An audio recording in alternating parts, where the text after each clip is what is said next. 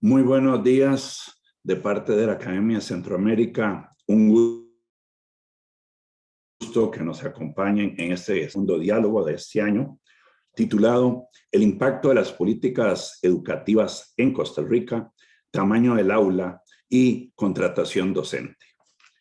Todos los costarricenses sabemos que la educación es fundamental como facilitador de la movilidad social, como fundamento de nuestro pacto social. También sabemos que desde hace muchos años, serios e importantes estudios como los del programa Estado de la Nación nos vienen alertando sobre problemas en la calidad y en la cobertura de nuestro sistema educativo, lo cual atenta contra el pacto social que hemos disfrutado por muchísimos años. Como si eso no fuera poco, la revolución industrial conocida como Industria 4.0 plantea nuevos retos para la generación de nuevas empresas y nuevos puestos de trabajo que implican que el sistema educativo tiene que transformarse de manera significativa si queremos aprovechar estas oportunidades y enfrentar con éxito estos retos. Además de ello, la crisis del COVID-19 ha tenido un impacto significativo, no solo en Costa Rica, sino también en América Latina, incrementando significativamente la pobreza, el desempleo y el subempleo, así como la informalidad. Así, los retos de generar más y mejores fuentes de empleo, generar más empresas, se vuelven aún más grandes después de la pandemia. Y en ello, el sistema educativo constituye uno de los pilares fundamentales para poder salir adelante. Es por eso que la Academia de Centroamérica decidió iniciar este año parte de su trabajo en el tema de educación con este webinar, en el cual contamos con la valiosa participación de 3 destacados profesionales. La doctora Melissa Vega, economista graduada en la Universidad de Maryland, quien hizo su disertación sobre el tema de la educación en Costa Rica, será la expositora de fondo. El máster Andrés Fernández, Research Fellow de la Academia de Centroamérica, va a conducir esta actividad. Andrés es un destacado economista que ha trabajado mucho el tema de la educación, empleo, desempleo y demás. Es no solo economista, es también estadista y además tiene una mini maestría del Instituto Tecnológico de Massachusetts en el campo de microdatos. Y por último, y no menos importante, agradecerle a don Dagoberto Murillo del programa Estado de la Educación, quien va a ser el comentarista de la presentación de doña Melissa. Les agradezco a los 3, sinceramente, el que hayan aceptado acompañarnos el día de hoy. Y sin más, le cedo la palabra a Andrés para que inicie el evento. Muchas gracias, don Ricardo. Muy buenos días tengan todos y todas. En el marco de la serie de diálogos propiciados por la Academia de Centroamérica, hoy tendremos la oportunidad de escuchar y conocer los resultados de algunos estudios recientes enfocados en analizar cómo el tamaño del aula y la contratación docente son 2 factores determinantes al momento de elaborar y diseñar políticas públicas en el sector educativo. Para esto, hoy tendremos el honor de conocer los resultados de la disertación de graduación de doctorado en economía de Melissa Vega Monge, cuya presentación el día de hoy se enfocará en responder 3 preguntas fundamentales.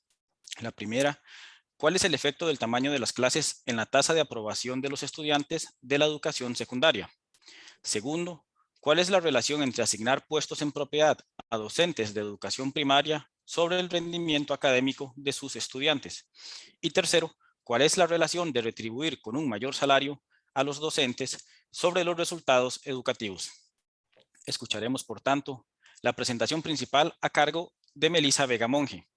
Ella es investigadora en el Departamento de Investigaciones Económicas del Banco Central de Costa Rica. Obtuvo su doctorado en Economía Aplicada en la Universidad de Maryland en el 2021 y su agenda de investigación está principalmente enfocada en inferencia causal, economía laboral educación y técnicas de estimación basadas en microdatos. También ostenta una maestría en Economía y Finanzas del Centro de Estudios Monetarios de España y obtuvo su bachillerato y licenciatura en la Universidad de Costa Rica. Al finalizar la presentación de Melissa, escucharemos la réplica y un análisis por parte del Estado de la Educación, representado en esta ocasión por el señor Dagoberto Murillo Delgado, quien es investigador del Programa Estado de la Nación del Consejo Nacional de Rectores desde el año 2009 y es actualmente docente en la Universidad Técnica Nacional. Dagoberto es máster en Economía del Desarrollo con énfasis en Gestión Macroeconómica y Políticas Públicas de la Universidad Nacional y es licenciado en Economía de la Universidad de Costa Rica y se ha especializado en técnicas de minería de datos. Actualmente contribuye en la coordinación y realización de investigaciones de base para la educación general básica y diversificada, y además se encarga de generar estadísticas y bases de datos para el sistema de seguimiento del estado de la educación.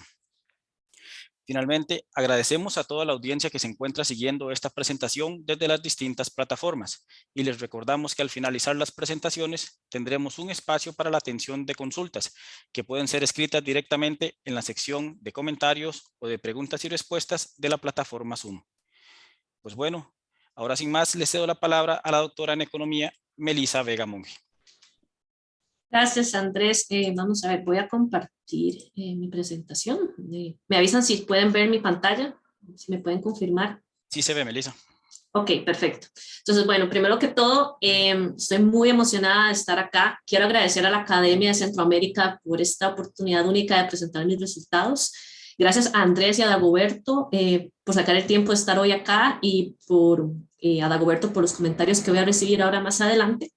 Es importante mencionar, bueno, que esta presentación la hago a título personal, no representa ni el punto de vista de la Universidad de Maryland, ni el punto de vista de mi empleador actual, el Banco Central de Costa Rica, entonces yo soy la única responsable de todos los resultados que estoy presentando hoy.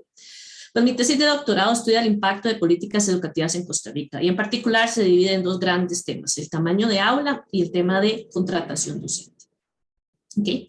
Este es el orden de la presentación de hoy. Bueno, debido a limitaciones en el tiempo y dado que la presentación estuvo abierta a todo el público, me enfocaré básicamente en el contexto y los resultados generales, pero haré algunas referencias importantes sobre los modelos estadísticos que apliqué para aquellos que puedan estar interesados. Al final de la presentación también incluiré mi correo en caso de que alguien quiera un detalle más técnico sobre los métodos estadísticos y econométricos que utilicé. Entonces me puede escribir para de forma parte, si tiene una reunión o les hago llegar mi tesis de doctorado.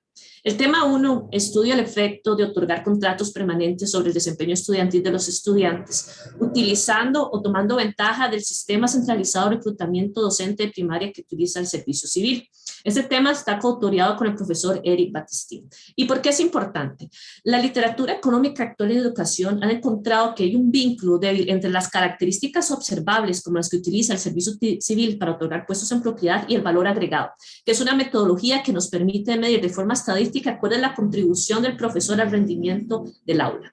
Eso significa que estamos en riesgo de otorgar puestos en propiedad a docentes que no necesariamente generan un alto valor agregado en la clase. El tema 2 estudia el efecto de otorgar un bono a los docentes sobre los resultados educativos y utilizo o tomo ventaja del incentivo o el bono asociado al incentivo de desarrollo social. Este tipo de bonos es una política muy común en Latinoamérica para atraer docentes. En la literatura actual hay evidencia mixta sobre si funcionan o no, y mucho de lo que encontré es que se enfocan en efectos de corto plazo. El tema 3 es el efecto del tamaño del aula en el rendimiento académico de los estudiantes de secundaria. Esta es una pregunta muy importante porque hay una alta inversión para mantener grupos pequeños, no solo por infraestructura, sino porque se requeriría contratar más profesores. Y en general existe poca evidencia experimental en países en vías de desarrollo.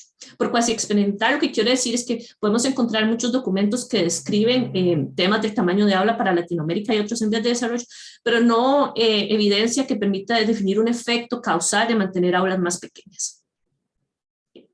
¿Sí? La introducción. Bueno, ahora me gustaría enfocarme en 3 hechos que caracterizan la educación pública en Costa Rica y que están asociados con los temas de investigación que estoy presentando hoy. En primer lugar, Costa Rica es un país que tiene una alta inversión en educación, pero un bajo rendimiento académico. Por mandato constitucional, como todos sabemos, desde el 2009, el país debe dedicar 8% del Producto Interno Bruto a la educación. Y esto está por encima del promedio de la OECD, que ronda por alrededor del 5%. No obstante, cuando comparamos a Costa Rica en otros países utilizando, por ejemplo, las pruebas PISA, PISA básicamente es un estudio internacional que fue inaugurado por la OECD en 1997, cubre 80 países y cada 3 años realiza pruebas estandarizadas en lectura, matemáticas y español. Y en general Costa Rica está bastante por debajo del promedio de la OECD, pero no solo eso, sino también por debajo de países como México y especialmente Chile, que es nuestro punto de referencia para Latinoamérica. El segundo hecho es que tradicionalmente el reclutamiento de docente no ha sido meritorio. Se basa en cantidad de años de experiencias y no tenemos realmente un periodo riguroso de pruebas. Continuando con la idea, lo que quería comentar es, bueno, estaba mencionando el último punto sobre el sector docente, ¿verdad? Que es altamente sindicalizado. Además de eso, bueno, los salarios del sector de profesores en el sector público son bastante buenos, representan no solo no solo con respecto a otros países, sino que están 80% por encima del salario mínimo establecido para profesionales universitarios. Asimismo, es importante acotar que los salarios en educación representan un 50% del gasto público en educación. Esto quiere decir que 4% de la riqueza del país todos los años se va a pagar salarios en el sector educativo. Okay. Algunos de los retos importantes con respecto a mi tesis de doctorado, que creo que también va a ser importante ahora en la discusión más adelante, porque parte de la idea de trabajar con datos de Costa Rica era también de alguna forma tener una idea de hacia qué dirección teníamos que mejorar en tema de datos, ¿verdad? Algo importante es que durante el periodo de estudio hubo una falta de pruebas estandarizadas para el caso de primaria, ¿verdad? Tenemos las pruebas FARO, que empezaron un poco atropelladas en el 2021 y realmente todavía no hay información muy clara de cómo se va a tener acceso a esta información para los investigadores. Dado esta limitante, bueno, se decidió utilizar en la tesis otras medidas alternativas de rendimiento para estudiar el efecto de los profesores sobre los resultados educativos y en este caso, pues tomé ventaja de las tasas de aprobación. Hay otras limitaciones propias del censo escolar, por ejemplo, hay información que no se reporta todos los años, hay problemas metodológicos importantes, por ejemplo, no hay un identificador único de acceso fácil para el público o para los investigadores, donde uno pueda seguir la misma escuela y el mismo colegio a través del tiempo. Y esto, desde mi punto de vista, debería ser algo básico que debería ya estar disponible, ¿verdad? Hay temas también en cómo se calcula datos de deserción escolar, cómo se calcula o cómo se reporta la información sobre conflictos, que son otras variables que a uno también le interesaría analizar. Y uno de los problemas metodológicos más importantes que me parece a mí y que basado en mi experiencia de lo que he visto en otros países es que no existe información a nivel del aula, o sea, no hay información de qué docente está enseñando a cuáles estudiantes en particular. Entonces, muchos de los resultados que yo tengo que analizar o para poder tratar de identificar una señal en el efecto que estoy tratando de analizar son resultados a nivel de la escuela. Okay.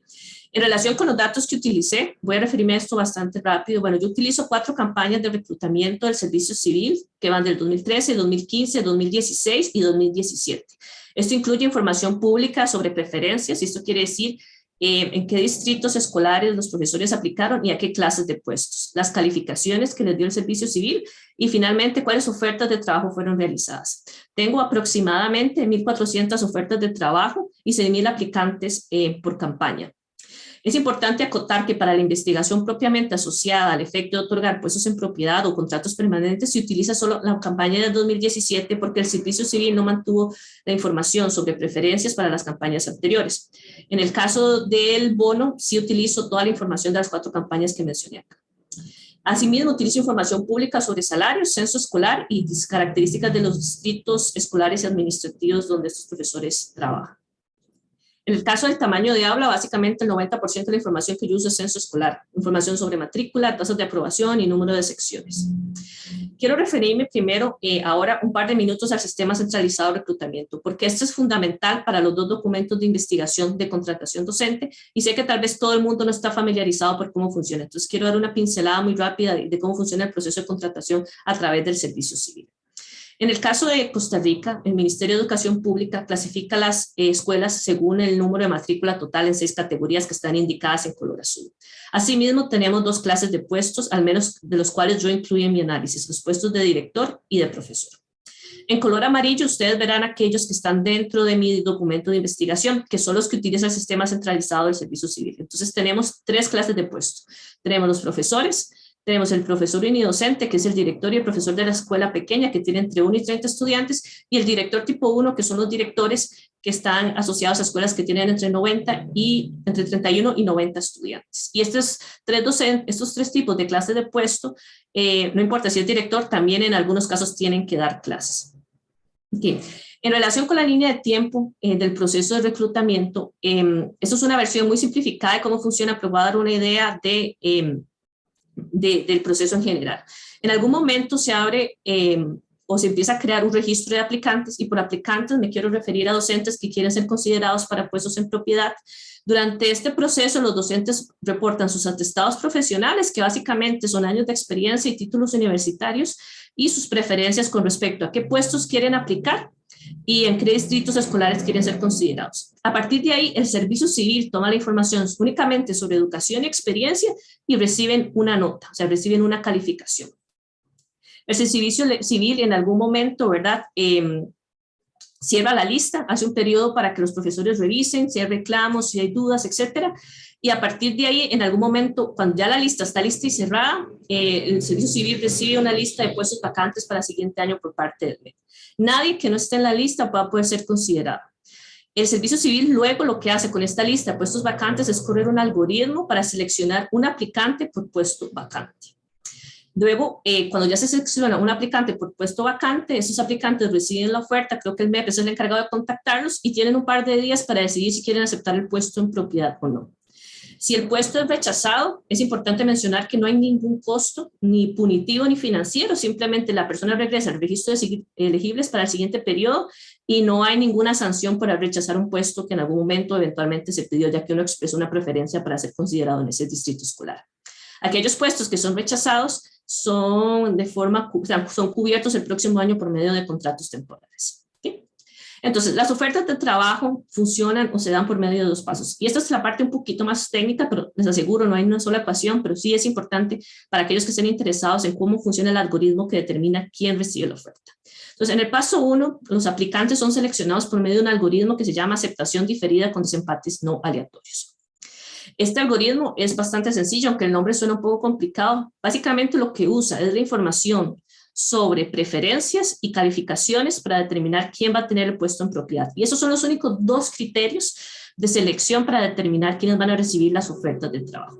Entonces, por ejemplo, este algoritmo toma 2 oferentes, por ejemplo, María y Eduardo, toma la información de María y Eduardo sobre los puestos a los que aplicaron y sus calificaciones, y si Eduardo tiene una nota mayor que María, Eduardo será considerado primero para los puestos vacantes y tendrá más posibilidad de obtener un puesto en su distrito escolar preferido.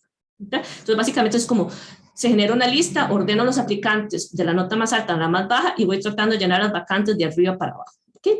En este primer paso, el algoritmo determina quién recibirá la oferta dentro de un distrito escolar y clase de puesto. Entonces, el resultado de este primer paso, es decir, si hay 10 puestos vacantes en el distrito de San José, por poner un nombre, estas son las 10 personas que van a recibir una oferta para ese distrito escolar. Entonces, y el paso 2, entonces, funcionaría de la siguiente forma. Condicionado al paso 1, o sea, condicionado a ser uno de los que fue seleccionado para obtener una oferta de trabajo para un puesto en propiedad, la asignación de una escuela específica, o sea, la asignación o la pareja aplicante-escuela se da de forma aleatoria o prácticamente aleatoria. Y esto es así porque durante la fase de registro los aplicantes no pueden escoger escuelas específicas dentro del distrito escolar, sino que ellos solo lo que pueden rankear son distritos escolares, pero no escuelas específicas. Entonces, ahora, teniendo, este modelo en cuenta de cómo funciona el algoritmo, entremos en los resultados y en el detalle. Entonces, el primer documento de investigación fueron los contratos permanentes y los resultados educativos. Y la pregunta que traté de contestar fue, ¿cuál es el efecto de otorgar puestos en propiedad a docentes de primaria sobre el rendimiento académico de las escuelas donde están laborando? ¿Cómo funciona el proceso de identificación? Nosotros los economistas, al referirnos a identificación, lo que queremos decir es cuál es el fundamento para decir que podemos identificar un efecto causal. Entonces, la identificación o la intuición de la identificación es, en pocas palabras, uno debería pensar en cuál es el experimento ideal. Entonces, en un experimento ideal, yo asignaría al azar contratos permanentes a aplicantes con características similares. Entonces, yo agarraría a Eduardo y a María, que son aplicantes sumamente similares, y les diría, tiren un dado. Si sale par, tienen puesto en propiedad, y si no, se queda sin el puesto en propiedad.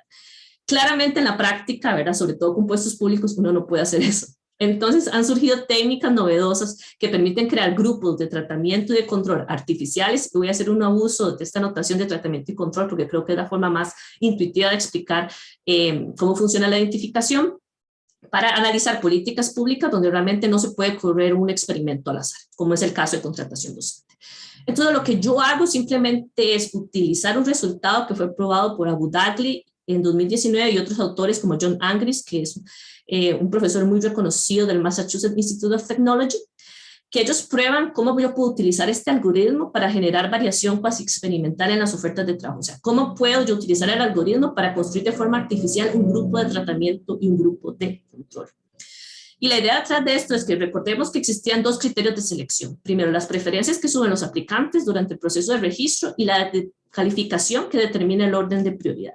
Entonces, lo que Abu Daghli, Angris y otros autores prueban de forma matemática es que al incorporar la regla de decisión dentro del modelo estadístico y al utilizar aplicantes con notas sumamente parecidas, la asignación de las ofertas es tan buena como si hubiese sido de forma aleatoria, ya que la regla o estos dos criterios son los únicos criterios empleados por el algoritmo para definir quién va a obtener la oferta de trabajo. Entonces, yo tengo control total sobre el criterio que define quién tiene una oferta de trabajo y quién no.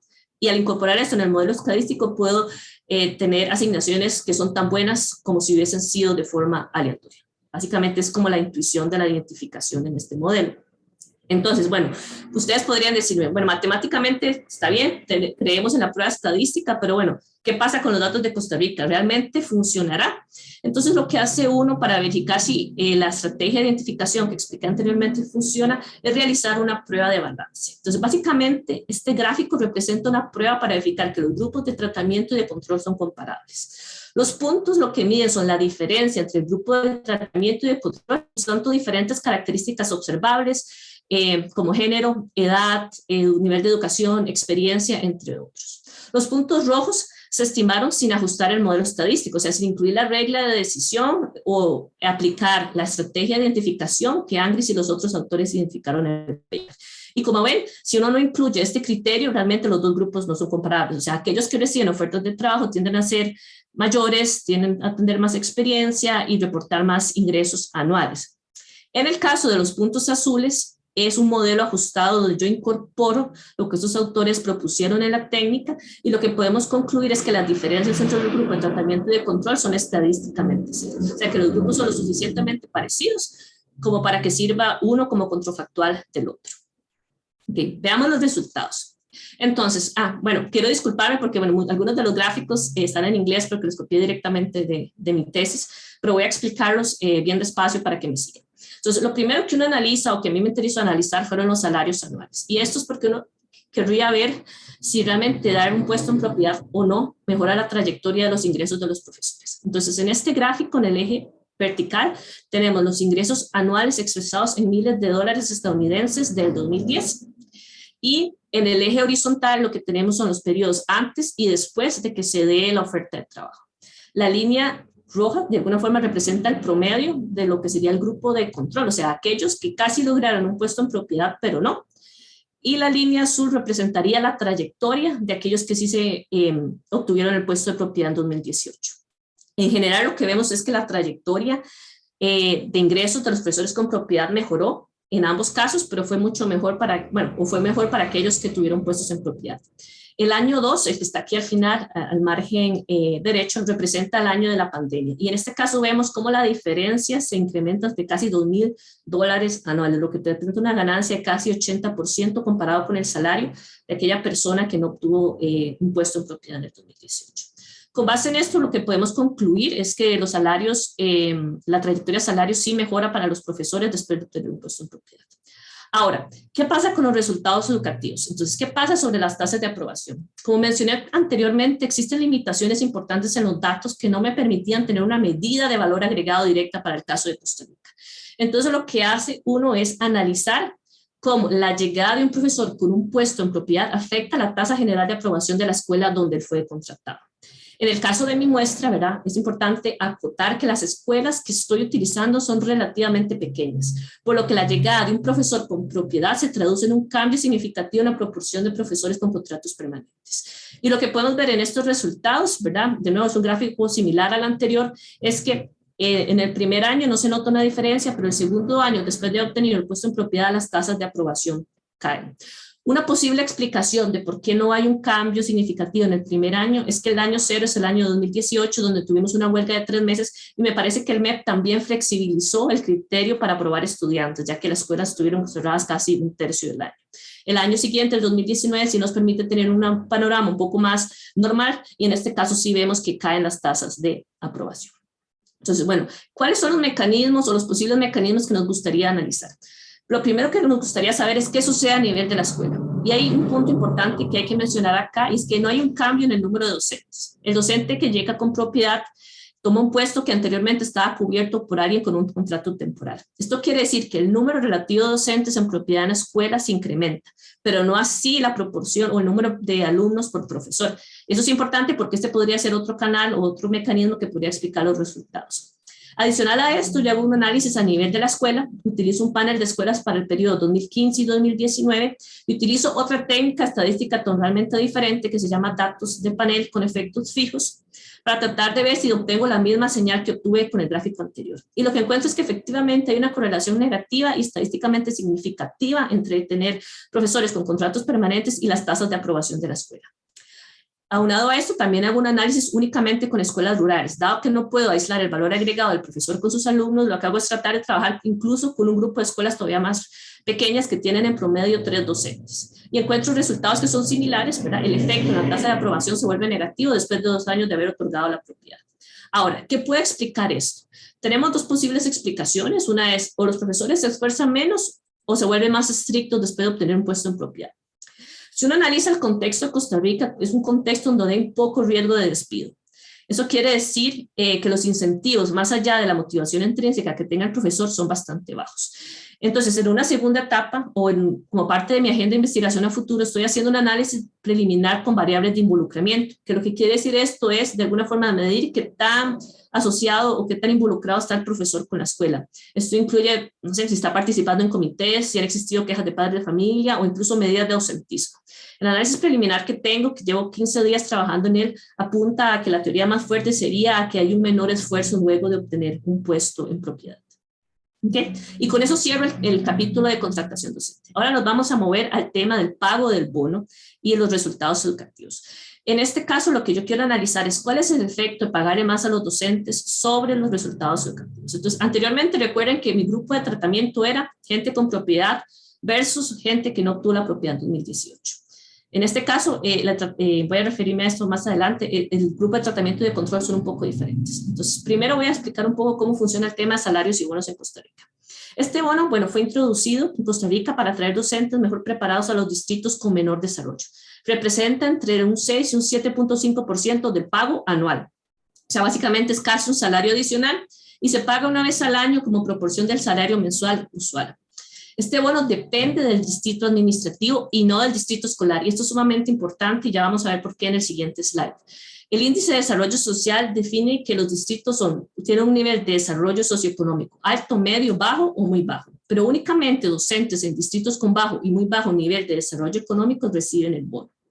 Esto significa que los límites que determinan la división geográfica de Costa Rica, o sea, los que definen los límites administrativos, difieren significativamente de cómo el MEP organiza los distritos escolares. Para motivar esta idea, bueno, aquí tenemos un mapa. Básicamente esta figura muestra escuelas que pertenecen a la región de desamparados, una región compuesta con escuelas tanto rurales como urbanas. Escuelas dentro del mismo distrito, ¿verdad?, están agrupadas por colores y las líneas negras de fondo delimitan los distritos administrativos de Costa Rica. Por ejemplo, el color amarillo es un solo distrito escolar, pero vemos que está esparcido en diferentes distritos administrativos.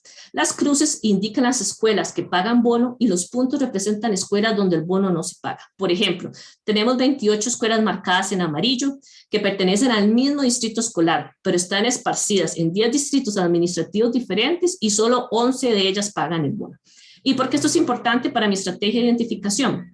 Porque básicamente yo lo que hago es explotar o utilizar el paso 2 del algoritmo que utiliza el servicio civil. Recuerden que el paso 2 decía que condicionado al paso 1, o sea, condicionado a ser uno de las 10 personas que tuvo un puesto en propiedad para el distrito de San José, la asignación específica de una escuela dentro del distrito escolar se da de forma aleatoria. Entonces, de esta forma, se puede construir un grupo contrafactual usando el paso 2, dado que solo algunas escuelas dentro del mismo distrito escolar reciben el bono.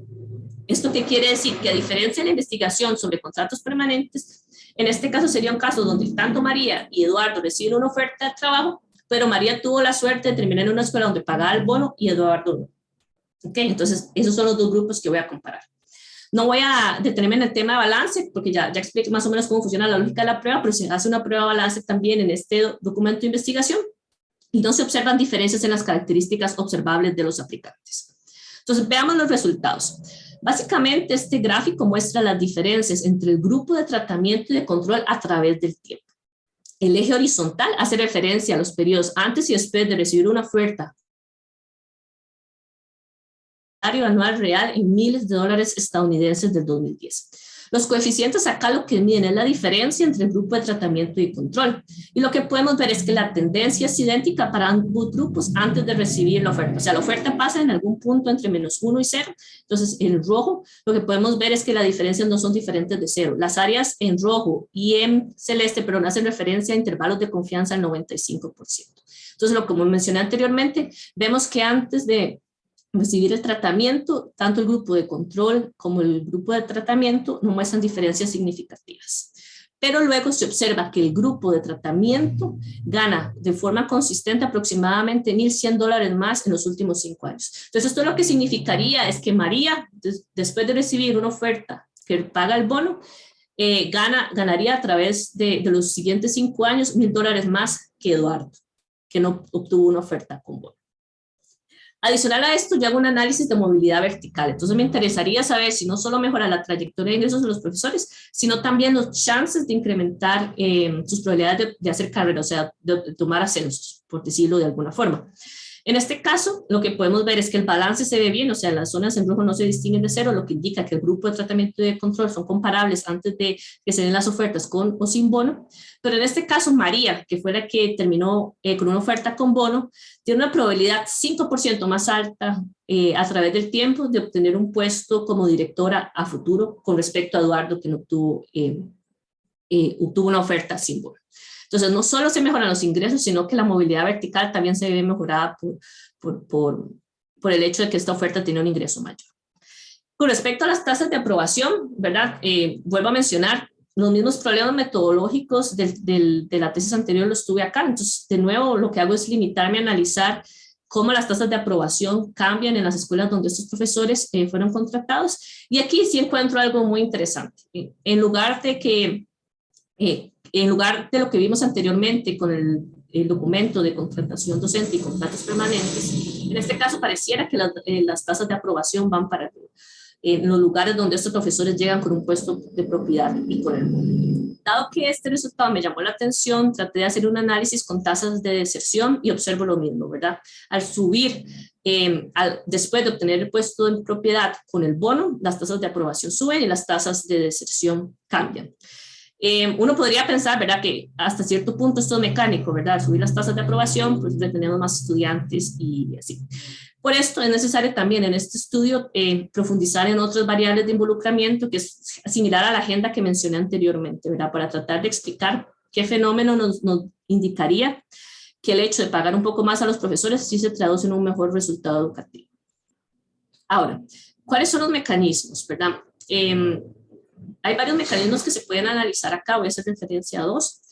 Lo primero es que no podemos negar que las escuelas donde se paga el bono tienden a tener peores instalaciones, y eso se puede ver en los datos. Entonces uno se pregunta si las instalaciones escolares tienen un efecto sobre la decisión de aceptar una oferta de trabajo o no.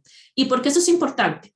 Imaginemos que aquellos profesores que se sienten mejor preparados para trabajar en escuelas con peores instalaciones o con estudiantes con un nivel socioeconómico más bajo, son aquellos que terminan aceptando las ofertas. Entonces, la mejora en las tasas de aprobación que yo veo no viene dada por el incentivo económico, sino por el tema de que estos profesores con mejor preparación terminan trabajando en escuelas con peores instalaciones y peor infraestructura. Entonces, en este caso, lo que yo hago es un análisis de la tasa de aceptación de las ofertas y trato de ver si un determinante de que la oferta se acepte o no es las condiciones de la escuela. En el caso de la muestra que yo tengo, lo que yo demuestro, lo que yo encuentro básicamente es que la tasa de aceptación de ofertas es totalmente independiente de las condiciones de infraestructura de la escuela donde los profesores van a trabajar. Entonces, por ese lado, puedo de alguna forma decir, este no es un canal que explica el mecanismo o los resultados que estoy observando. El segundo canal que analicé fue la composición de los estudiantes. Claramente, aunque estamos comparando profesores dentro de los mismos distritos escolares, uno asumiría que el Mideplan hace un buen trabajo para definir cuáles de esos distritos son de menor desarrollo. Entonces, lo que hago es restringir mi muestra, ¿verdad? Utilizando solo las escuelas ubicadas en los distritos con niveles medio y bajo de desarrollo socioeconómico. De esta forma, lo que hago es remover del análisis las ofertas en escuelas localizadas en los dos grupos extremos de nivel socioeconómico definido por el IDS, que es el nivel alto y muy bajo. Y en mis resultados, lo que hago es volver a replicar todo el análisis. Lo que encuentro acá es que los resultados se ven poco afectados utilizando esta muestra recibida. Entonces, pareciera que tampoco la composición de los estudiantes tiene un efecto sobre lo que yo estoy observando.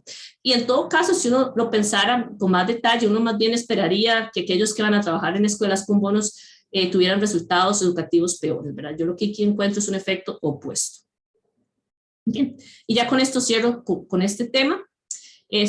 Más adelante voy a hacer referencia en más detalle cuál es la agenda de investigación en cada uno de los 3 temas, pero también hay algunos análisis adicionales que tengo pendientes para este tema del tema del boom.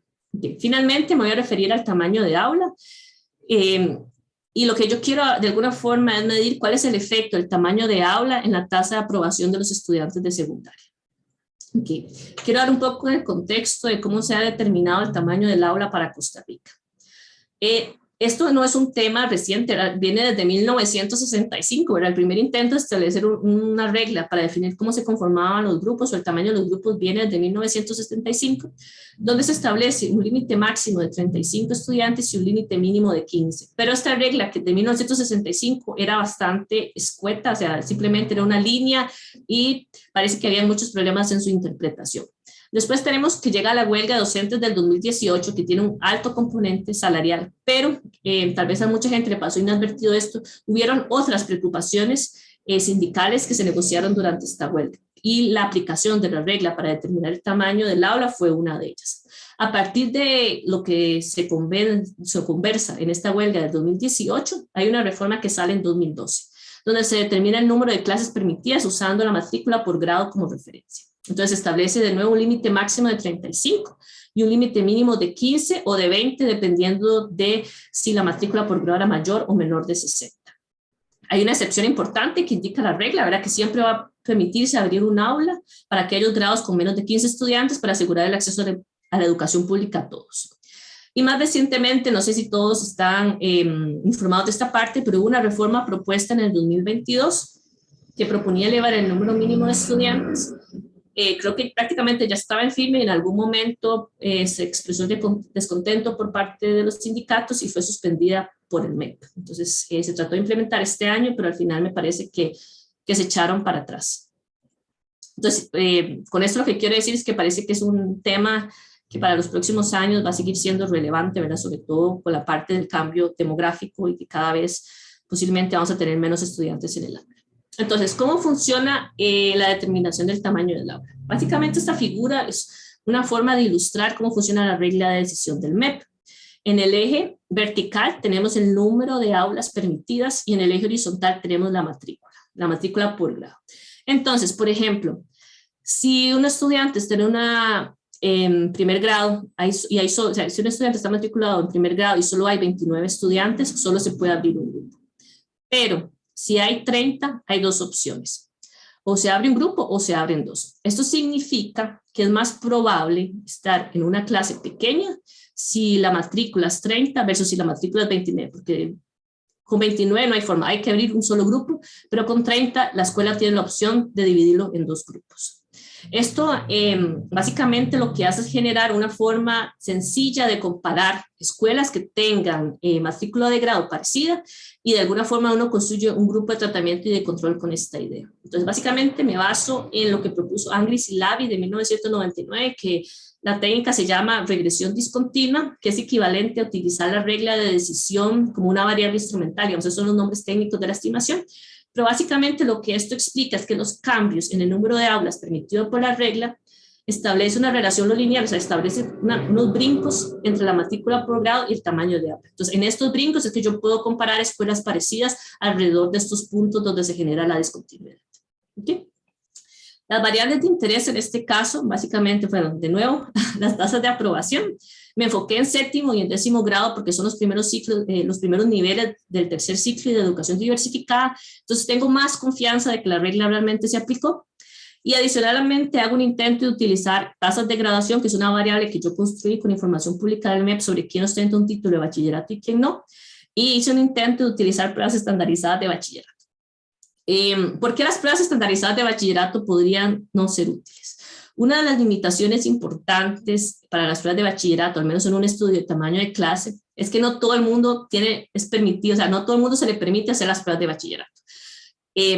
En general, ¿verdad? La regla lo que indica es que tienes que pasar primero quinto año para poder ir a bachillerato. Esto lo que significa es que hay una proporción importante de estudiantes, y no es poca, digamos, si uno ve los datos, no es una proporción pequeña de estudiantes los que son excluidos, a los cuales yo no sé qué nota de matemática tendrían si hiciera la prueba, qué nota de español, qué nota de ciencias, etc. Como yo no puedo observar a los estudiantes, esto me genera un tema de selección, porque el promedio que reporta el MEP por colegio, obviamente solo incluye a aquellos que fueron permitidos, pero no sé cuál es la nota que obtuvieron aquellos que no se les permitió hacer el examen. Alguna gente en la literatura recomienda, bueno, póngale 0 a todos esos que no permitieron, pero a mí me parece que eso simplemente es pasar de un problema de selección a otro diferente. Entonces, ahorita me referiré a qué fue lo que hice en el caso de las pruebas de bachillerato para tratar de sacarle provecho a esa información de alguna forma. Entonces, los principales resultados que encuentro es que en séptimo grado hay una reducción del tamaño de clase que tiene un efecto positivo que la reducción del tamaño de clase tiene un efecto positivo sobre las tasas de aprobación. En particular, una reducción de 10 estudiantes incrementaría la tasa de aprobación de séptimo grado en 5 puntos porcentuales. Esto representaría un incremento del 7% en la tasa histórica de aprobación. La tasa histórica de aprobación en séptimo anda por 70%, entonces pasaríamos de 70 a un 75% con una reducción de 10 estudiantes por aula. En el caso de décimo grado, los resultados difieren entre colegios rurales y urbanos. Y lo que encuentro es que una reducción en el tamaño de aula, de nuevo, tiene un efecto positivo, pero el resultado es solo significativo para colegios rurales. Y esto lo que podría indicar es que la función de producción de educación o los determinantes de educación podrían ser diferentes en zonas rurales y urbanas. Por ejemplo, podemos pensar en que en unas zonas urbanas los estudiantes tienen mejor acceso a internet, a bibliotecas, incluso a contratar un profesor adicional que esté cerca de la casa, mientras que alguien en zonas rurales tal vez no tenga estas opciones. Entonces, en estos casos, el tamaño de aula en una zona rural sigue siendo todavía relevante. En el caso de un décimo grado, en donde analizo las tasas de graduación, básicamente es un indicador que me dice si la persona obtuvo el título de bachillerato o no, encuentro resultados similares que los encontrados en décimo. O sea, que las aulas más pequeñas mejoran la probabilidad de que un estudiante logre graduarse de bachillerato, pero las estimaciones son estadísticamente menos precisas. Y en el caso de las pruebas de bachillerato, como les dije, tengo este problema de selección, entonces lo que hice es lo que llamamos un análisis de sensibilidad. Entonces, lo que hago es como jugar un poco con la idea de decir que qué hubiera pasado si esos estudiantes que no hicieron bachillerato hubieran sacado 25, 50, 100, etcétera, ¿verdad? Y entonces trato de determinar un punto de corte que me permite analizar si en el contexto de Costa Rica los resultados tienen sentido o no. En el caso de las pruebas de bachillerato, bajo el supuesto de que los estudiantes excluidos hubiesen tenido un rendimiento peor en las pruebas que aquellos que apenas lograron pasar, o sea, que el sistema de exclusión que utiliza el MEP efectivamente excluye a aquellos estudiantes que realmente hubieran hecho un pésimo trabajo en bachillerato, una reducción en el aula tendría un efecto positivo sobre las pruebas de matemáticas y sobre las pruebas de español de bachillerato. ¿Okay? Pero como dije, esto es mucho más limitado debido al tema de selección, ¿verdad? Idealmente, yo necesitaría datos donde yo puedo ver cuál fue el resultado de las pruebas para todos los que estaban formando parte de esa aula. Algunos comentarios finales y conclusiones. Bueno, la conclusión principal de mi tesis es que la seguridad laboral por medio de contratos permanentes mejora la trayectoria de ingresos de los docentes, pero estas mejoras no necesariamente se traducen en mejores resultados educativos. Si hago la acotación de que se necesitarían mejores datos, eso fue simplemente un primer intento de aproximar una pregunta que es sumamente difícil de contestar con los datos que hay en Costa Rica. En este momento, mi agenda de investigación está enfocada en tratar de obtener estimaciones sobre valor agregado utilizando pruebas estandarizadas, y para esto quiero ver qué va a pasar un poco con el acceso a pruebas FARO. Pero adicionalmente a esto voy a extender el análisis incluyendo variables de involucramiento docente, que ante la falta de pruebas estandarizadas esto es lo mejor que puedo hacer. Adicionalmente, bueno, concluyo que la carrera del docente se ve impactada positivamente por trabajar en una escuela con bonos, ¿verdad? No solo en sus ingresos, sino en su movilidad vertical. Y los resultados preliminares indican que también hay mejoras en los resultados educativos. Esto lo que quiere decir de alguna forma es que tenemos dos políticas diferentes, ¿verdad? Una es dar seguridad laboral y otra es no necesariamente dar seguridad laboral, pero sí pagar un poquito más en ciertas escuelas.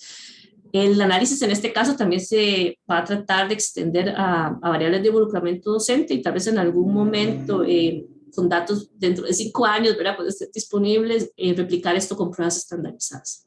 Finalmente, lo que encuentro en el documento del tamaño del aula es que tiene un rol más relevante en zonas rurales. O sea, los resultados son insignificativos para todo el país, pero pareciera que si tuviéramos que poner atención alguna sobre el tamaño del aula, esto especialmente en zonas rurales, en los niveles de entrada de séptimo y especialmente en décimo.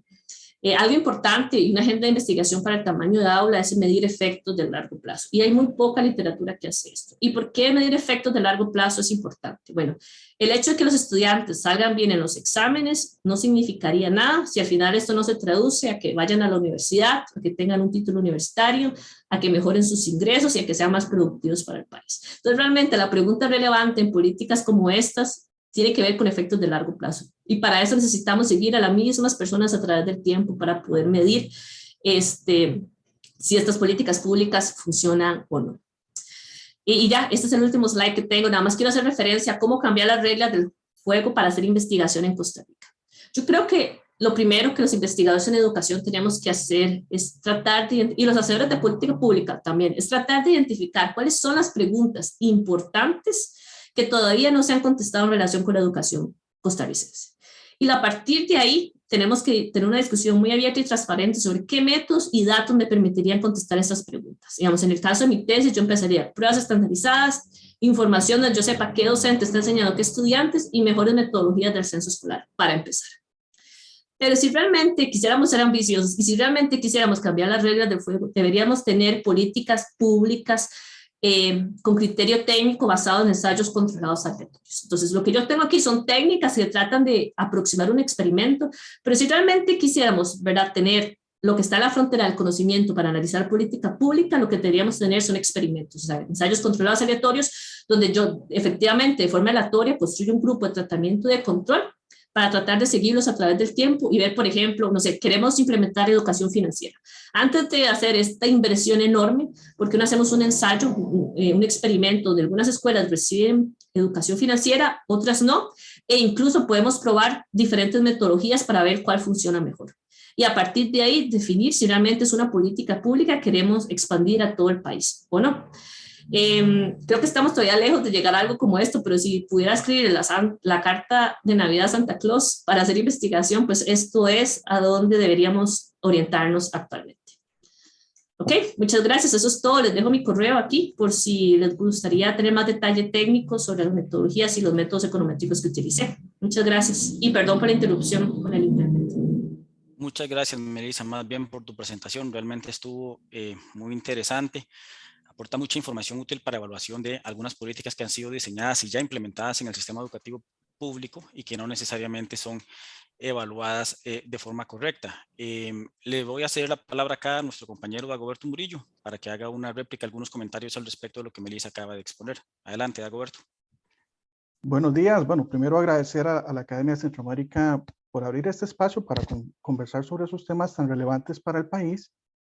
Y por supuesto también agradecer a todas las personas que hoy nos acompañan, ¿verdad? Entonces, en relación con el trabajo de Melissa, no hay duda que los hallazgos encontrados contribuyen a correr esa frontera de conocimiento en áreas estratégicas. Hay que tener presente que ya hace un robusto análisis a partir de la información existente, ¿verdad? Pero también nos marca y nos indica claramente en cuáles áreas hay que aumentar la cantidad y la calidad de información, que para estos temas es sumamente relevante. Decía que son áreas estratégicas para el país porque hay que entender que en Costa Rica más del 90% de las personas estudiantes asisten al sistema educativo público. En este tema, precisamente de contratación, los hallazgos de Melissa creo que son el reflejo de una serie de desafíos que como país a lo largo de varios años no hemos resuelto en torno al tema de la calidad docente. Es decir, no los hemos atendido de manera adecuada.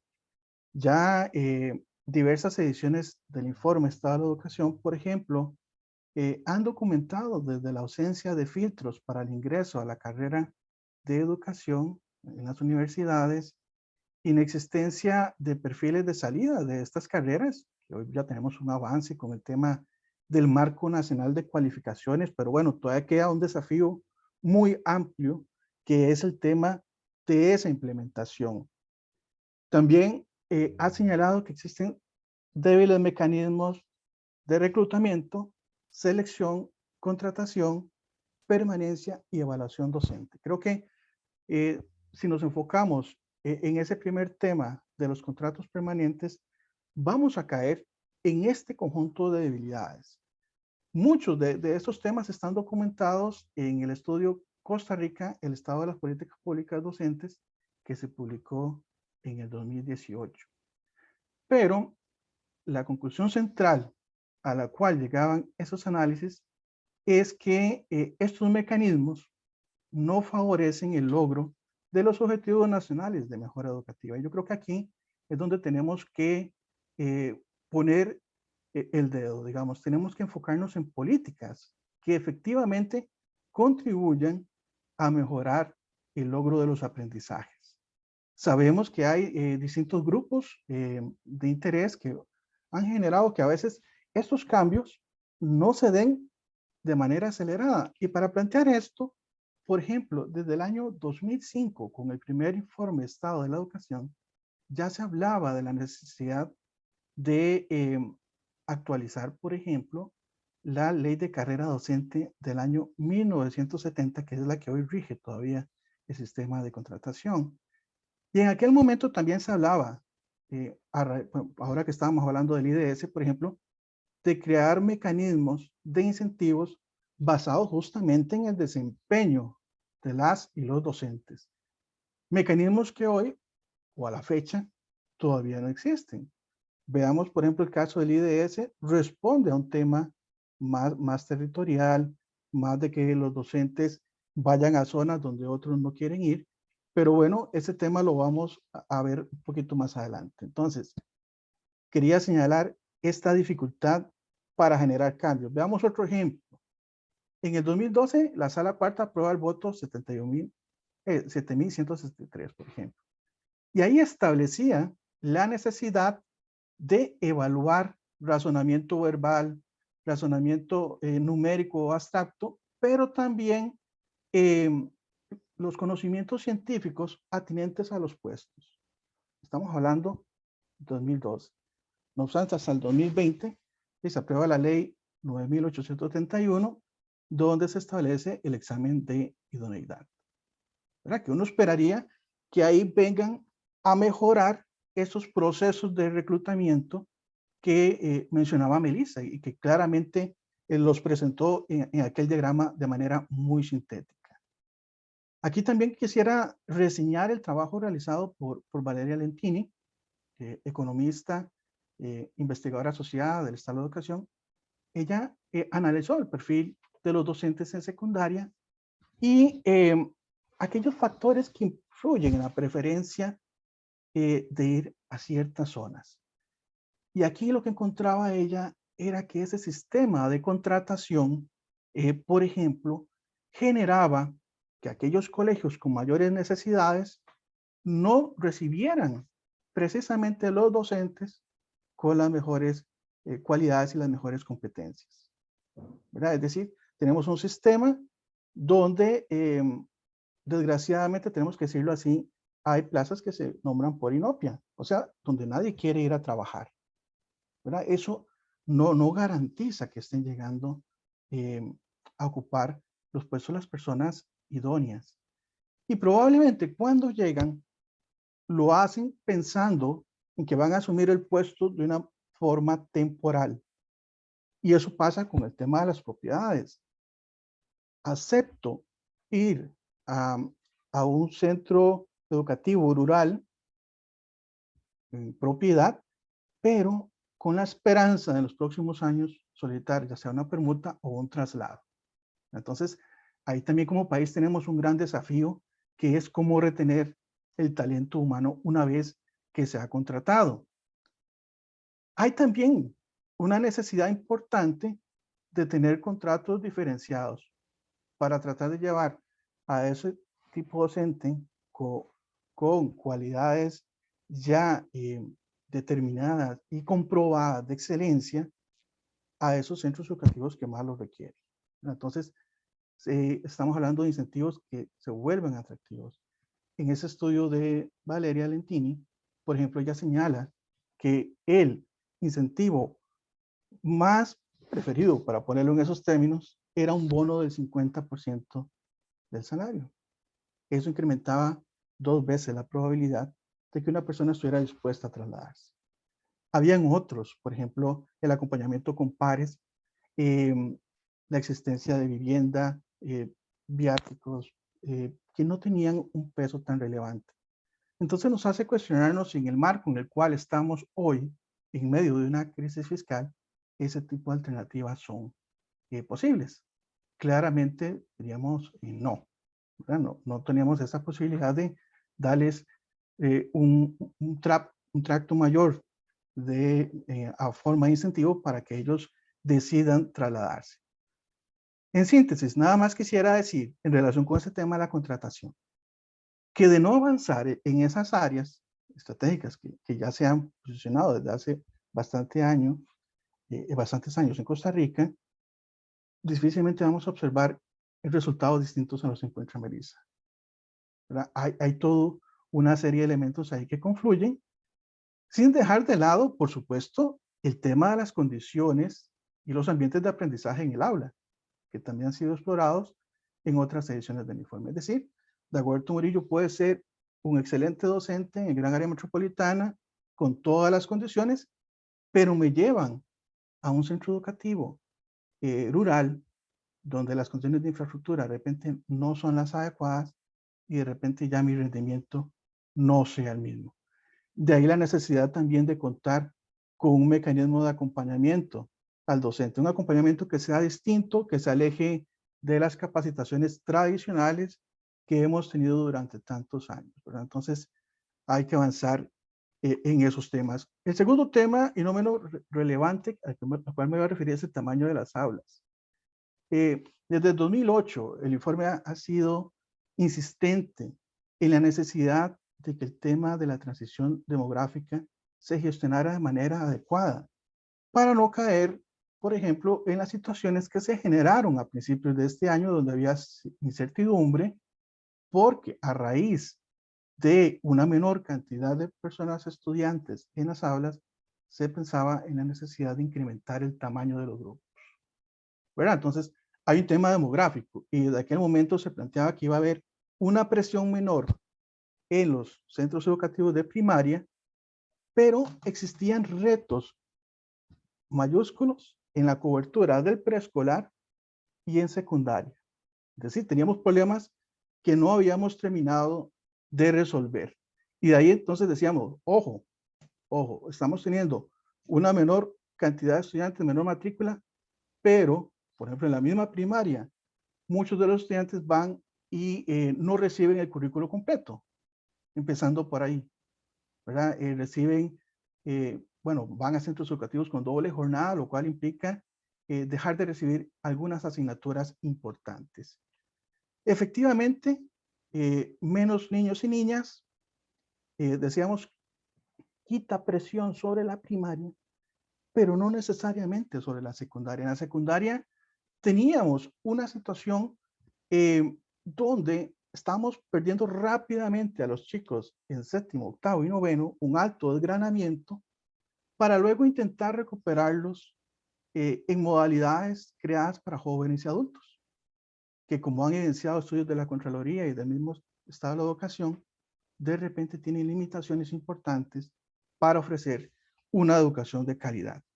Entonces, vean ustedes que si nos enmarcamos y pensamos en una aspiración de ver todo el sistema educativo.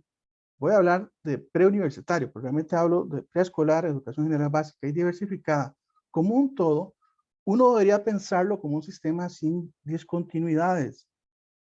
Pero aquí, ojo, de sexto a séptimo, tenemos un nudo importante que no hemos resuelto. Y yo creo que ese estudio de Melissa nos devuelve otra vez la perspectiva de que tenemos que hacer algo ahí, en séptimo. No será conveniente, aprovechando ahora que también por el tema demográfico empiezan a llegar menos chicos a séptimo, pensar en generar grupos de menor tamaño con el fin, y vean ustedes, a partir de 2 años inmersos en pandemia, que hemos hablado de la importancia de tener sistemas de acompañamiento, trabajar con grupos más pequeños justamente para tratar de hacer esa nivelación. Ese es un tema, yo creo que tenemos que volverlo a la política pública, ¿verdad? Entonces, ¿cuáles son medidas que potencian o traerían algún beneficio en los aprendizajes de las personas estudiantes y que de repente la relación costo-beneficio es más alta atendiendo la hora que tratando luego de hacer una inversión muy fuerte para tratar de recuperarlos una vez que se han salido del sistema? ¿Por qué? Porque el tema de la repitencia influye, ya sabemos, sobre la edad, sobre la sobriedad y la exclusión, y eso también está intrínsecamente relacionado con temas de rendimiento. Entonces ahí es importante replantear nuevamente las oportunidades que nos brinda esta transición demográfica para mejorar calidad y no tanto para reducir la inversión. Sabemos, con esto no quiero decir que no haya que hacer esfuerzos por mejorar eficiencia. No se trata de eso. Tenemos que hacer, vamos a tener menos plata y eso es clarísimo, y hay que hacer más con menos, pero tenemos que tener objetivos estratégicos muy claros de hacia dónde quiere ir el país.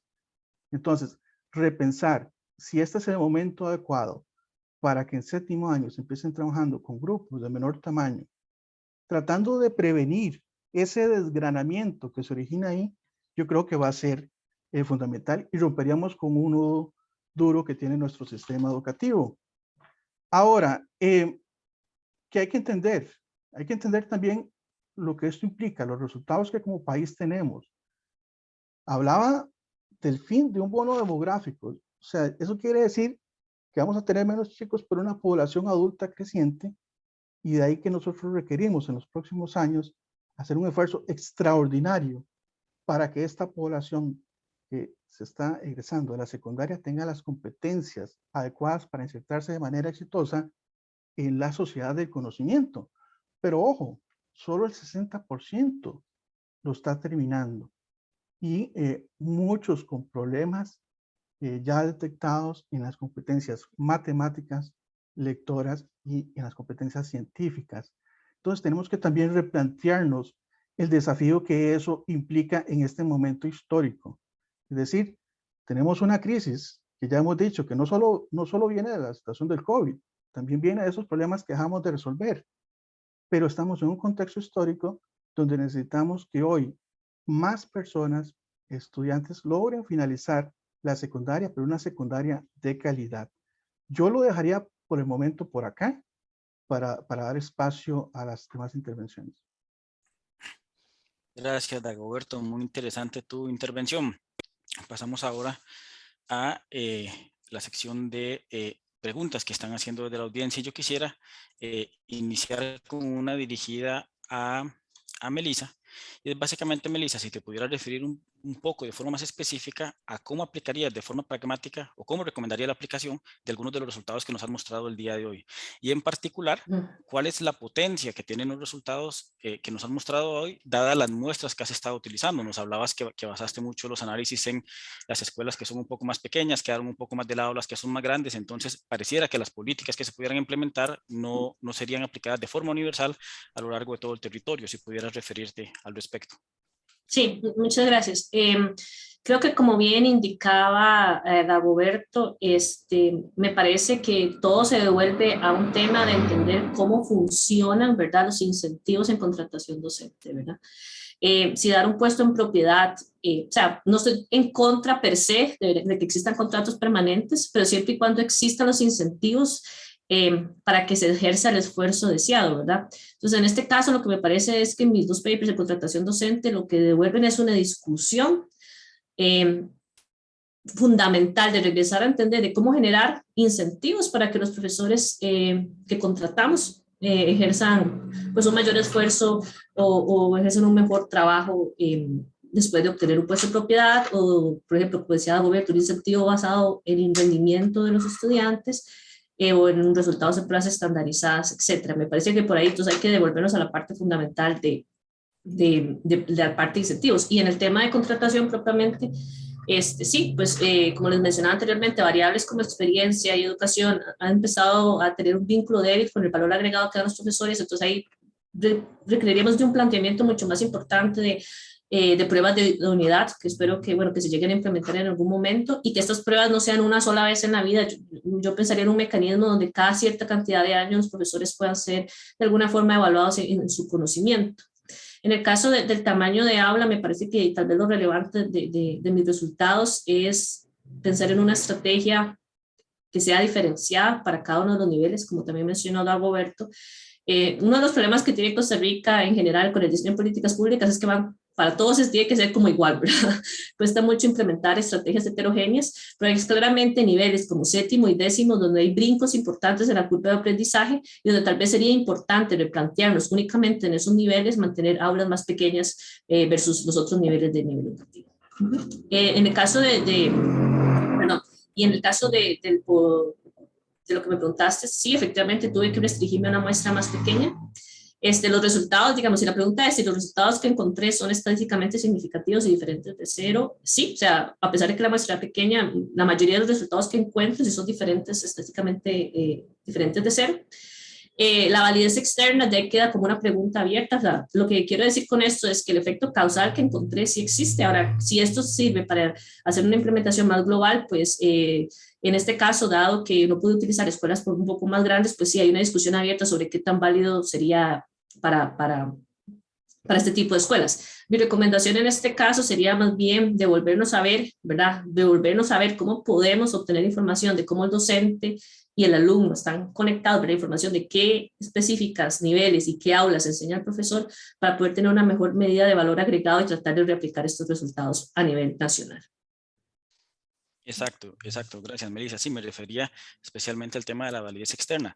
Y con respecto al último que indicas, efectivamente, el sistema educativo costarricense lleva años de estar adoleciendo de una plataforma tecnológica que sirviera como herramienta que pudiera vincular los distintos procesos que se generan tanto en la parte pedagógica como en la parte administrativa. Parece que ya vamos en la dirección correcta con la implementación de la plataforma Ministerial Saber, donde ya por primera vez desde el año 2020 se recolecta la información de los estudiantes a nivel individual y por lo tanto lo que hace falta es ya poder empezar a vincular esa información con, por ejemplo, la información de los docentes que se encuentran en los sistemas de planillas y de ahí en adelante pues poder avanzar hacia un sistema mucho más robusto tecnológicamente. Dagoberto, mencionabas el tema de la transición demográfica.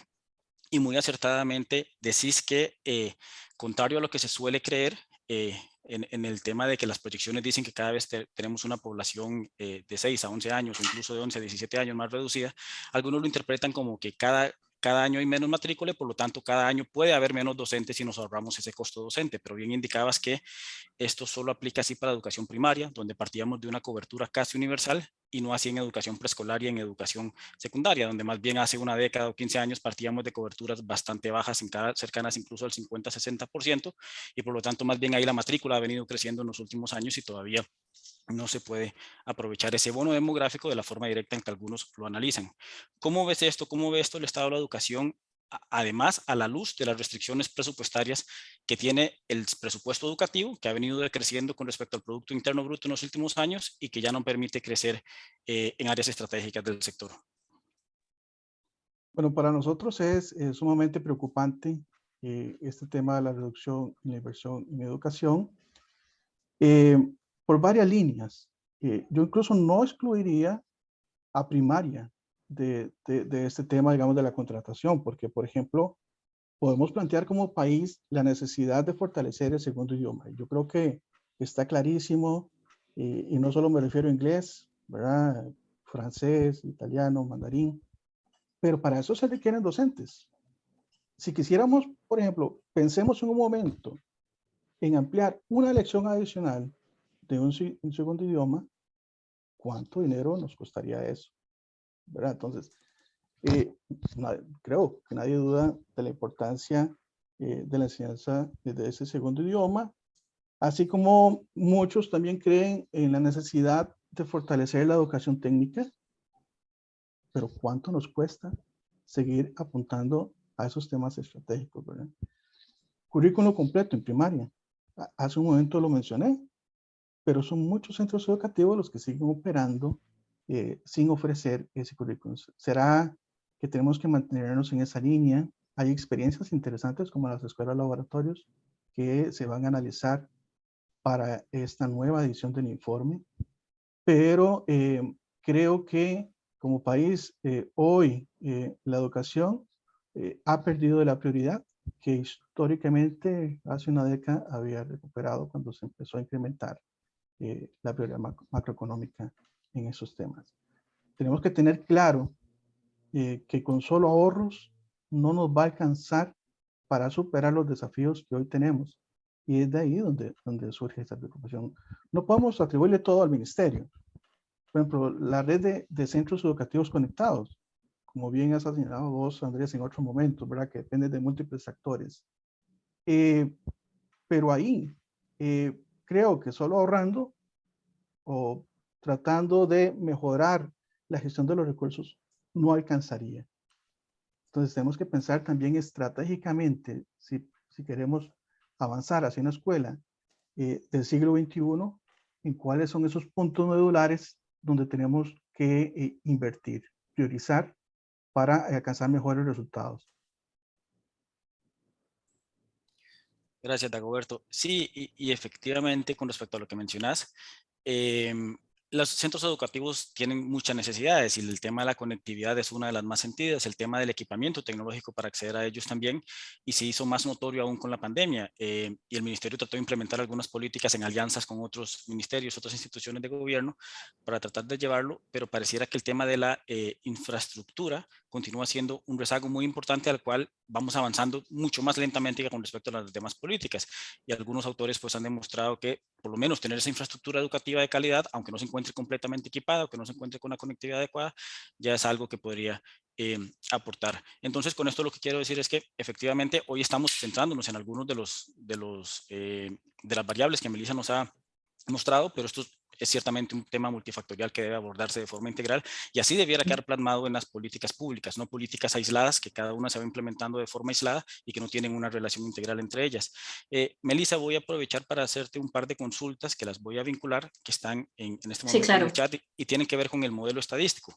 La primera que nos hacen es cuál es el instrumento utilizado en estas ecuaciones, si es una variable dicotómica indicando las zonas con bono y las zonas sin bono, referido al tema del IDS, y otro colega, don Manuel Sandoval, básicamente nos hace la consulta de que si solo estás usando dos variables, el salario y el número de estudiantes en el aula, y que por lo tanto estás dejando por fuera muchas otras variables que, como decíamos, están vinculadas con la implementación de distintas políticas educativas, y cómo quedan esas variables entonces en juego en tu estudio. Sí, muchas gracias. Sí, con respecto al instrumento del el tema del bono, efectivamente, es una variable dicotómica que indica, toma el valor de 1 si el aplicante recibió una oferta en una escuela donde se paga el bono y 0 en caso contrario. Recordemos que en el caso del tema del bono, ¿verdad? Mi grupo de tratamiento y de control, por así decirlo, son aplicantes donde todos recibieron una oferta, pero dentro del mismo distrito escolar, solo algunos tenían esta oferta con este pago adicional del bono. Entonces, en la especificación, así funciona la variable dicotómica y yo hago un control por lo que se llama en inglés la randomization strata, que es el nivel donde se genera la parte aleatoria, o sea, controlo a nivel del distrito escolar. Si me repetí la segunda pregunta, bueno, ¿qué otras variables? Sí. En el análisis que estoy haciendo, efectivamente, utilicé el ingreso, ¿verdad? Que son los salarios, digamos, para tener como una perspectiva del lado del profesor, ¿verdad? Si dar el puesto, pagar el bono mejoraba esto. Y por el lado de los resultados educativos, como mencioné, el censo escolar tiene algunos problemas metodológicos, entonces traté de basarme en la variable que yo sentía que los directores como que reportaban con mejor confianza y con mejores sesgos, que serían las tasas de aprobación.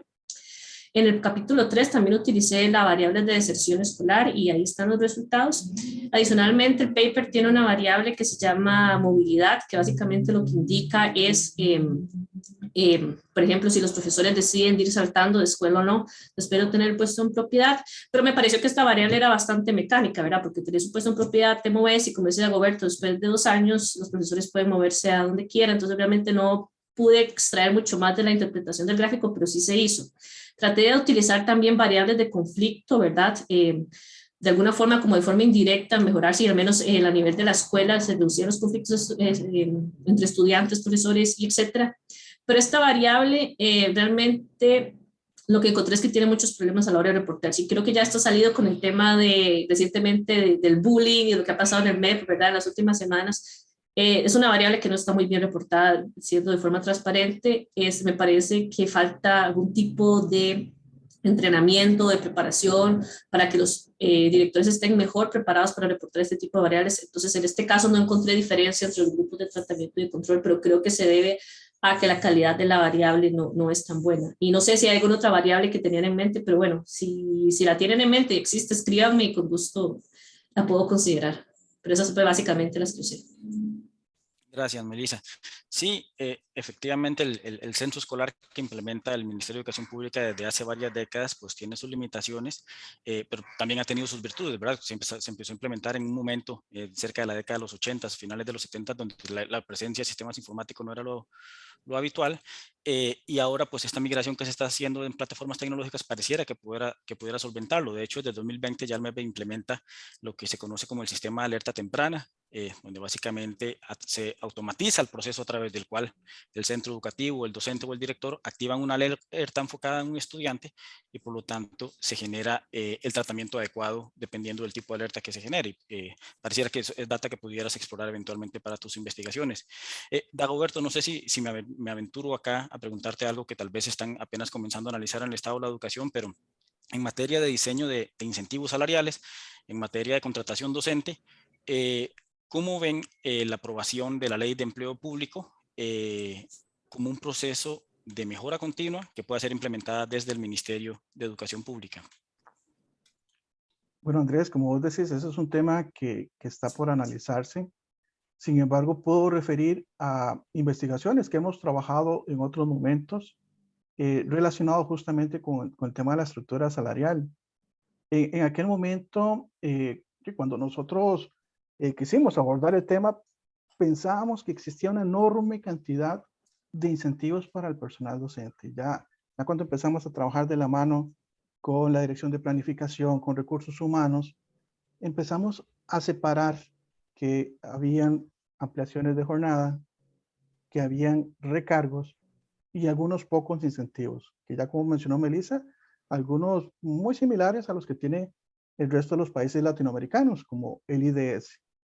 En aquel momento también estaba el famoso incentivo docente, que en teoría se había planteado para la compra de materiales y otros temas de apoyo, pero en los talleres de consulta que realizábamos con los gremios, por ejemplo, nos decían que no era tan así, ¿verdad? Y de hecho creo que hoy se ha integrado como una parte ya del salario. Entonces, ojo ahí, yo nada más llamaría la atención en los temas de los recargos y en el tema de las ampliaciones.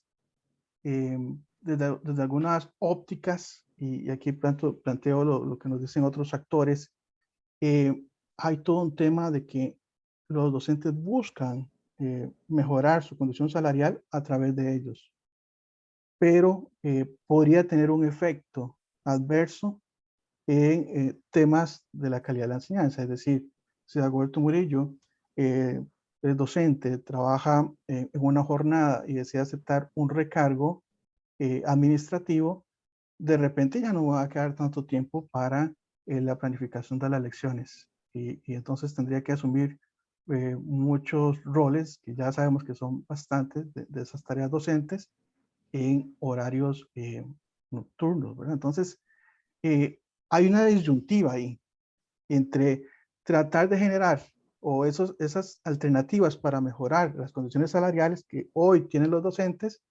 versus lo que implica en términos de calidad de vida, diría yo, y en la calidad de los trabajos que realizan, a sabiendas de que tampoco hay evaluaciones sobre qué tan efectivos resultan esos recargos. Es decir, ahora que hablábamos, estrategias de atención diferenciadas, y docentes que tal vez colaboren a la mejora del diseño de propuestas curriculares para trabajar en el centro educativo. Bueno, ya existe el recargo, pero realmente son efectivos, realmente eso se monitorea.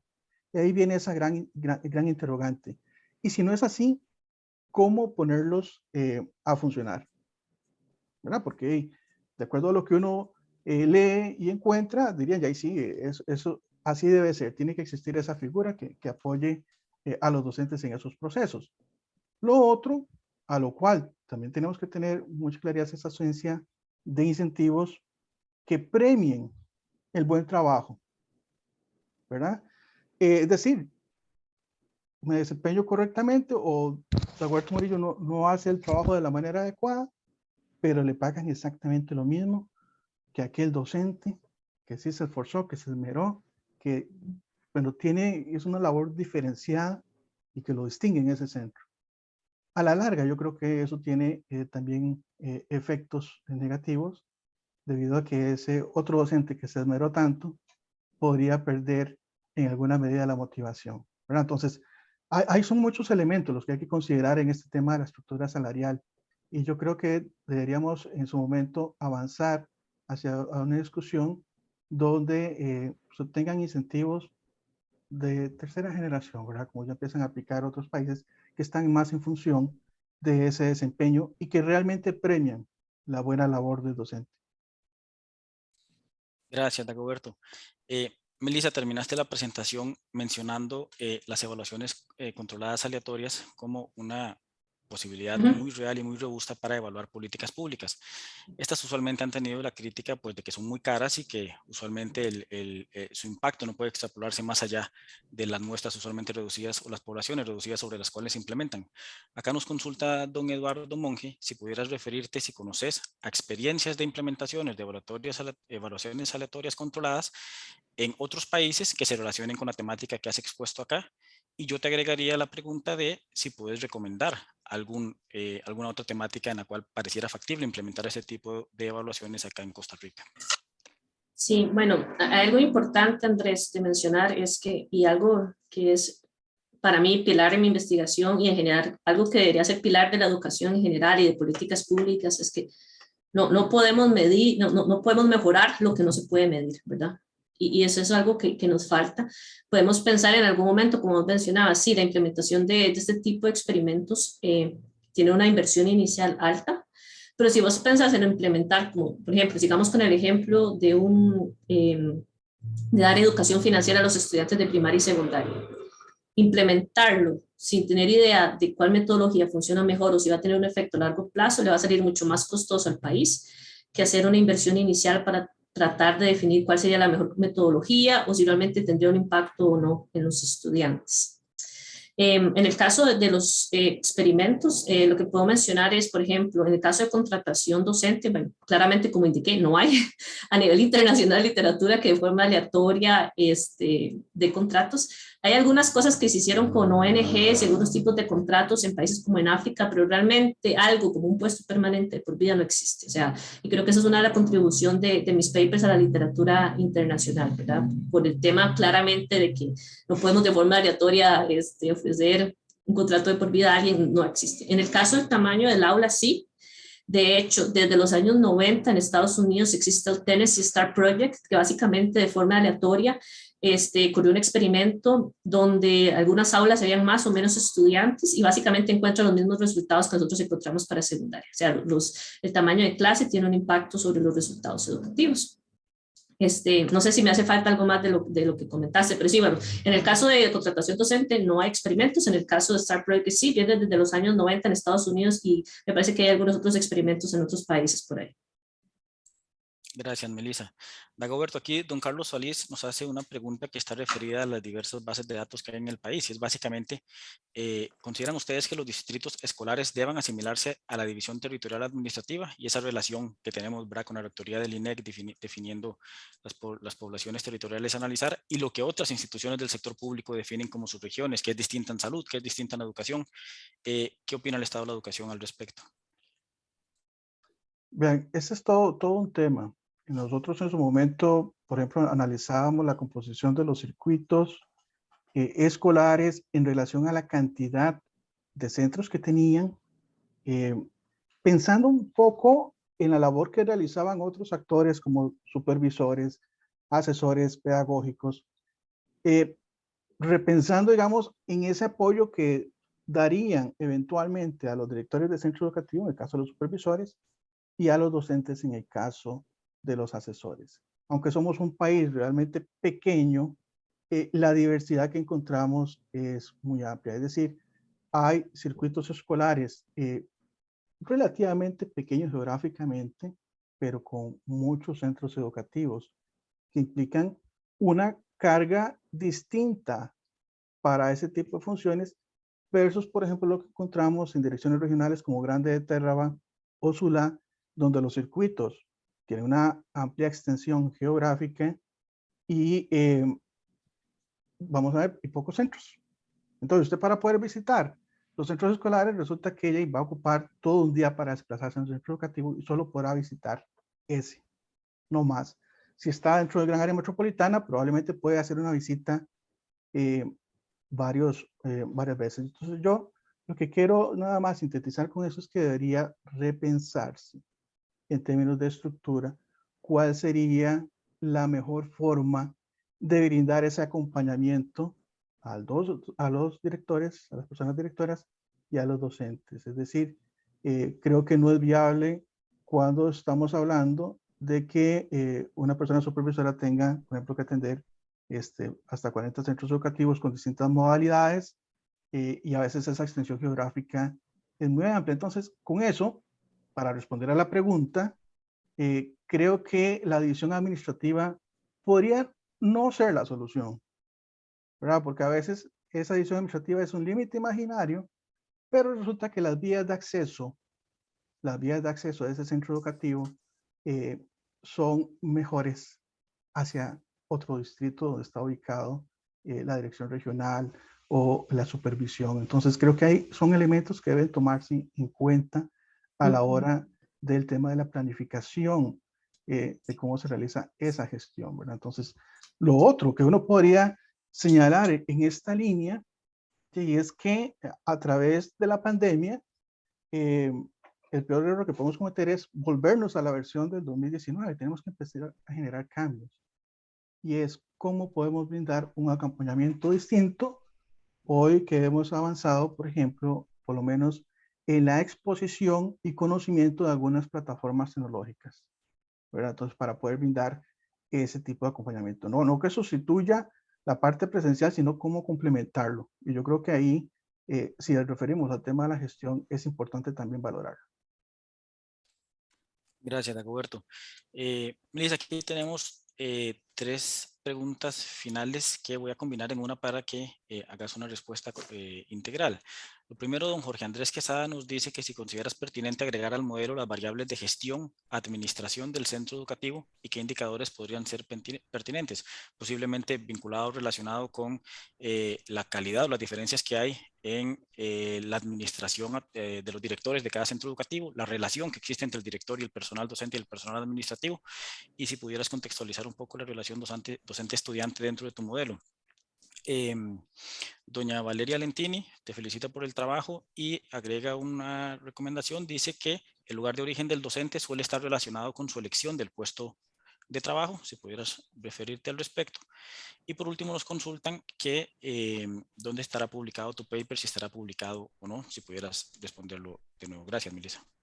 Sí, Vamos a ver, sí, como parte de mi modelo, ¿verdad? Como para tratar de, sí, no puede hacer como mucho detalle de la parte estadística, pero sí, digamos, hay ciertos controles que se incluyeron dentro de las especificaciones que yo incluí para tomar en cuenta que ahí pueden haber características diferentes en las escuelas que estoy comparando. Entonces, no solo incluyen variables de carácter administrativo, sino lo que en algunos casos incluí fue un efecto fijo a nivel de la escuela, que de alguna forma lo que trata de capturar, ¿verdad? Es de alguna forma todo aquello que no es observable, pero que es constante a nivel del tiempo. Entonces, por ejemplo, si tuviéramos diferencias pequeñas en calidad, con la implementación o con la inclusión de efectos fijos, podríamos capturar esto dentro del modelo.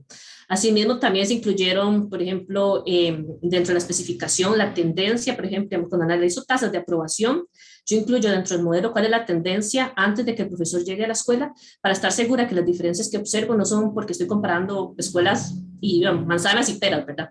Esto viene de las metodologías que sugieren con la sugerencia que se hace cuando uno analiza valor agregado, ¿verdad? Porque puede ser que yo tenga estudiantes que son diferentes, ¿verdad? Entonces sería injusto evaluar a un profesor que tenga estudiantes, por ejemplo, que le asigne a un profesor estudiantes con un buen rendimiento y a otro profesor le asigne estudiantes con un peor rendimiento, y cuando calculo valor agregado no sería justo hacer esa comparación. Entonces, lo que estas metodologías sugieren es que uno tiene que controlar por el rendimiento de sus estudiantes antes de que lleguen a trabajar con el profesor, para asegurarnos que estas tendencias no sean las que afecten los resultados que estoy observando. Y esto de forma análoga está incluido en mi modelo. O sea, las tasas de aprobación de las escuelas, por ejemplo, cuando analizo tasas de aprobación, la tendencia que sucedió antes de que ellos llegaran están incorporados en el modelo, están incorporados efectos fijos, y también creo que en algún momento incluí algunas variables administrativas, pero me parece que no, o sea, los resultados no eran sensibles a la inclusión de estas variables.